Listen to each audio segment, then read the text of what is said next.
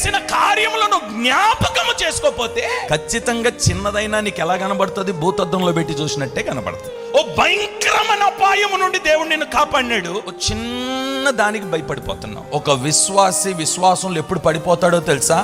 పెద్ద పెద్ద అద్భుత కార్యాలేమో సంఘంలో జరిగినవి అన్ని చూస్తా, కళ్ళతో చూస్తూ అనుభవిస్తూ అంతా బాగానే ఉంటాడు. వాళ్ళ ఇంట్లో కానీ ఏదైనా చిన్న కార్యం జరిగితే తట్టుకోలేడిగా. తట్టుకున్నవాడే జీవము గల సైన్యములో ఉన్న వ్యక్తి. నువ్వు తట్టుకోకపోతే నువ్వు క్రైస్తవుడు ఎలా అవుతావు? ఆఫ్టర్ ఆల్ ఒక చిన్న దాన్ని నువ్వు తట్టుకోకపోతే ఎలా యుద్ధం చేస్తావు? ఎన్నో వాగ్దానాలు దేవుడు మనకిచ్చున్నాడు, ఎన్నో ప్రమాణాలు చేస్తున్నాడు. ఏమని? నేను నీకు తోడుగా ఉన్నాను, ధైర్యం వహించుడి, పని జరిగించుడి, నీ మార్గములో నేను తోడై ఉన్నాను, శత్రువులను అణిచివేస్తాను, వాళ్ళు నీ ముందు ఓడిపోతారు, కనబడకుండా చేస్తాడు. ఇన్ని మాటలు దేవుడు మనకి ఇచ్చిన తర్వాత వాగ్దానాలన్నీ పక్కన పెట్టేసేసి దేవుడు చేసిన కార్యాలన్నీ మర్చిపోయి ఇక సొంతంగా నిర్ణయం తీసుకొని ఇంక నా వల్ల కాదు ప్రభువా, ఇక నేను చేయలేను నాయనా, అయిపోయింది నాయనా. ఏం ప్రార్థన ఇది? ధైర్యం తెచ్చుకో. చెయ్యాలనుకుంటున్నావు, ధైర్యంతో చెయ్యి. జీవము గల దేవుడు నీకు తోడై ఉన్నాడు.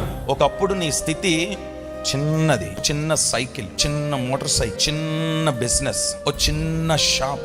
అక్కడ నుండి దేవుడు తీసుకొని వచ్చి సిటీ సెంటర్లో ఒక స్థాయిలో నేను నిలబెట్టిన తర్వాత, ఆ స్థాయిలో నిలిచిన తర్వాత నీకు శ్రమలు రావా? ఇబ్బందులు రావా? నీ మీద అసూయపడిన శత్రువులు ఉండరా? ఇప్పుడు నేను ఆ స్థాయి నుండి ఆ స్థాయికి తీసుకొచ్చిన దేవుడు నీ పక్షమున లేడా? మన పక్షాన నిలబడి పోరాడే యుద్ధ వీరులు ఎవ్వరూ లేరు.